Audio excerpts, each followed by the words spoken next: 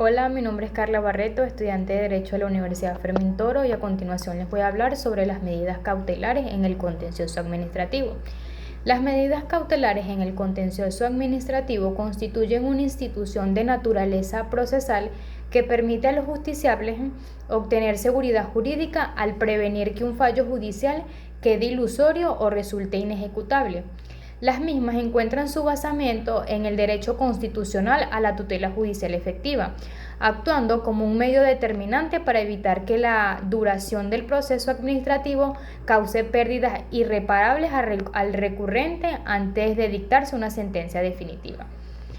Las medidas cautelares en el contencioso administrativo se conciben como actuaciones judiciales preventivas destinadas a asegurar la eficacia de la sentencia definitiva,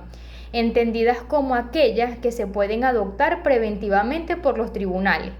y estarán en vigor hasta que recaiga sentencia firme. Doctrinalmente, autores como Osorio las definen como providencias que buscan garantizar que un derecho eventualmente reconocido pueda hacerse efectivo. Su fundamento constitucional se encuentra en el derecho a la tutela judicial efectiva, consagrado en el artículo 26 de nuestra Carta Magna, cuya dimensión cautelar adquiere especial relevancia en el contencioso administrativo, debido al riesgo de que la sentencia final resulte inejecutable por alteraciones fácticas o jurídicas ocurridas en el proceso, y de igual forma en el Código de Procedimiento Civil establece en su artículo 585 las medidas preventivas, las cuales son providencias emanadas judicialmente a petición de partes o de oficio, por medio de las cuales se efectúa la prevención o aseguramientos procesales con carácter provisorio sobre bienes o personas para garantizar las resueltas de un juicio. Asimismo, el artículo 104 de la Ley Orgánica de la Jurisdicción Contencioso Administrativa expone que se podrán acordar las medidas cautelares pertinentes para resguardar la apariencia del buen derecho y garantizar las resueltas de un juicio. Este último artículo establece que la aplicación de las medidas cautelares será aplicada ponderando los intereses públicos generales y colectivos, concretizados siempre que estas medidas no prejuzguen la decisión definitiva. De igual modo, el tribunal contará con los más amplios poderes cautelares para proteger a la administración pública, a los ciudadanos, a los intereses públicos y para garantizar la tutela judicial efectiva y el restablecimiento de las situaciones jurídicas infringidas mientras dure el proceso. Los requisitos de procedencia se estructuran en torno al fumus boni iuris y el perínculo in mora y la ponderación del interés público. El primero exige una apariencia razonable de que el derecho invocado existe, lo cual requiere una prueba sumaria que permita al juez presumir objetivamente la verosimilitud de la pretensión. El segundo se refiere al riesgo de que la tardanza procesal cause daños irreparables, los cuales deben ser especiales, directos y extraordinarios, no simples consecuencias naturales del acto administrativo. La doctrina distingue entre el peligro infructuoso del fallo y el peligro en el retardo, vinculado a la pérdida de utilidad de práctica de la sentencia. El tercer elemento es la ponderación del interés público. Obliga al juez a valorar los intereses generales,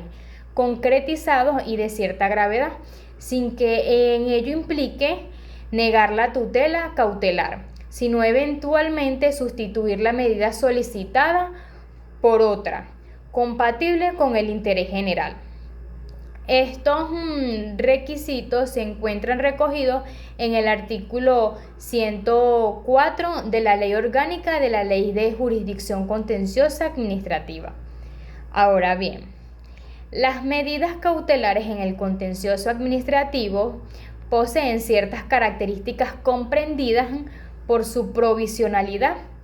instrumentalidad, sumariedad revocabilidad, inexistencia de cosa juzgada, adecuación, jurisdiccionalidad.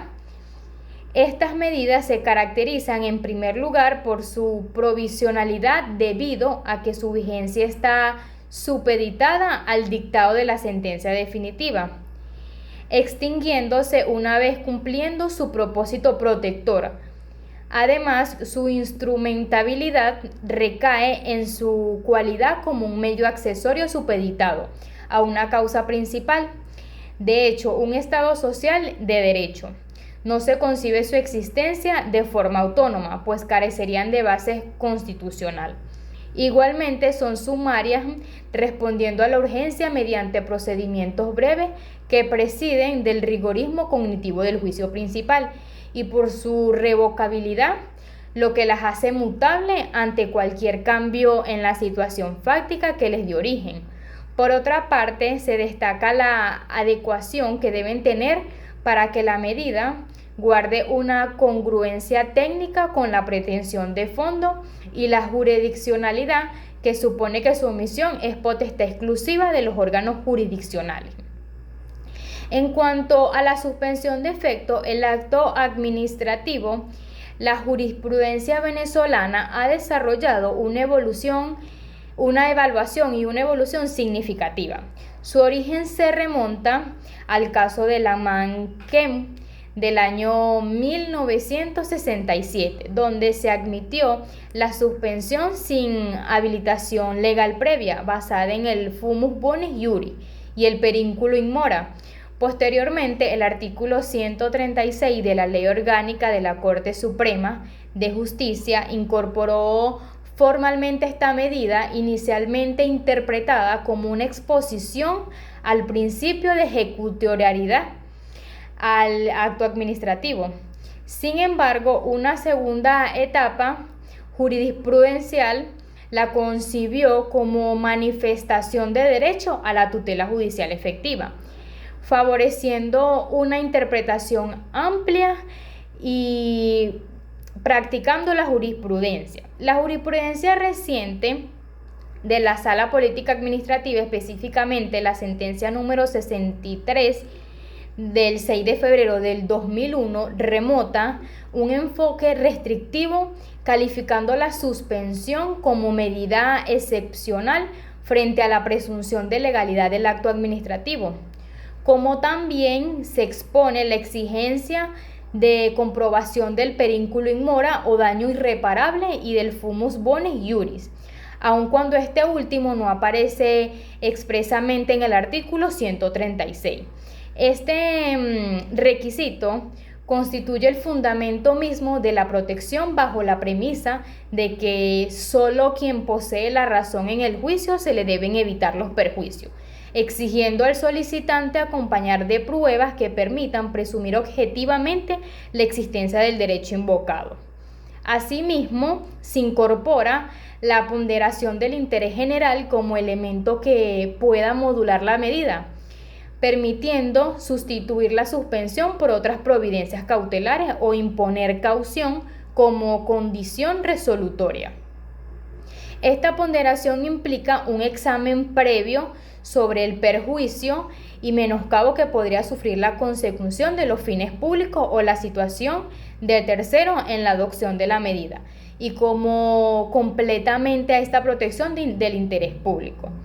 Surge la figura de la caución, la cual permite otorgar la medida cautelar bajo una condición resolutoria. Esta garantía real o personal asegura que, en caso de que la pretensión del particular resulte infundada en la sentencia definitiva, la administración puede ejecutar el acto administrativo que estuvo suspendido de forma expedita y sin perjuicio. La jurisprudencia recientemente también reconoce la posibilidad de revocar la medida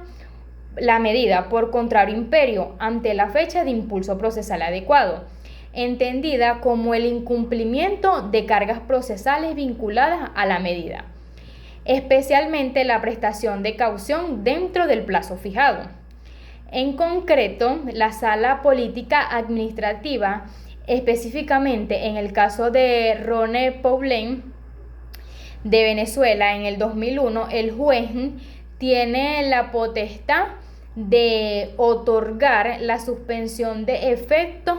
bajo una condición resolutoria: la presentación de una garantía o caución suficiente. Esta caución funciona como un mecanismo de protección para la administración, asegurando que, si la pretensión del particular resulta infundada, el Estado puede ejecutar el acto administrativo de forma expedita, sin que el tiempo de suspensión haya causado un perjuicio o un daño irreparable a los fines públicos. Por su parte, la revocatoria, por contrario imperio, surge como una consecuencia legal ante el incumplimiento de las cargas procesales asumidas por el solicitante, como lo es la falta de consignación de dicha caución en el lapso fijado por el tribunal. La Sala Político-Administrativa interpreta que en el incumplimiento de estas obligaciones genera un decaimiento tácito en el interés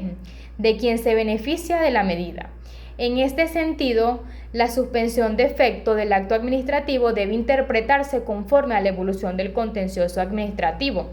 hacia un modelo orientado a la protección de los derechos subjetivos, superando la visión tradicional que la consideraba una excepción al principio de ejecutoriedad. Así pues, se destaca que el juez contencioso posee un poder cautelar general que permite dictar todo tipo de medida cautelar que se requiera en cada caso concreto, incluyendo medidas positivas y anticipativas, con el fin de garantizar la eficacia de la tutela judicial efectiva. En conclusión, o para terminar, las medidas cautelares en el contencioso administrativo se consolidan como una garantía indispensable en el derecho de la tutela judicial efectiva, cuya función primordial es evitar que la justicia llegue tarde y la sentencia definitiva se convierta en un fallo ilusorio o inejecutable, a pesar de que la jurisprudencia de la Sala Político-Administrativa ha reforzado su carácter excepcional frente a la presunción de legalidad de los actos.